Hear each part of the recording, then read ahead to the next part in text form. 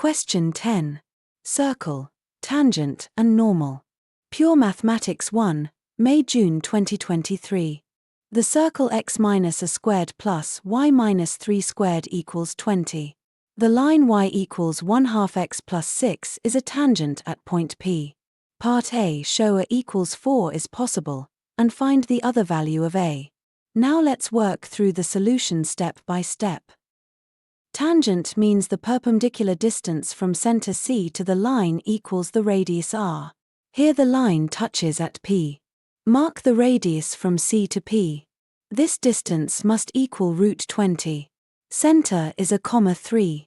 Radius is root 20. Rewrite the line as x minus 2y plus 12 equals 0. Distance CP equals r. So absolute a plus 6 over root 5 equals 2 root 5. So a is 4 or minus 16. A equals 4 or minus 16. The circle with a equals 4. The line y equals 1/2 x plus 6 is a tangent. Part B. 4a equals 4, find the normal to the circle at P. Part B. 4a equals 4, find the normal to the circle at P. Now let's work through the solution step by step. The normal passes through C and P. It is perpendicular to the tangent. Its gradient is -2. Center is 4,3. Tangent gradient is 1/2. Normal gradient is -2, negative reciprocal. Line through 4,3 with gradient -2. Normal equation, y equals -2x plus 11.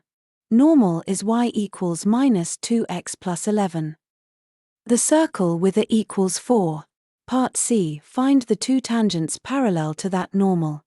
Part C, find the two tangents parallel to that normal. Now let's work through the solution step by step. Draw both tangents with gradient -2. Each must be distance r from the center. Write y equals -2x plus c.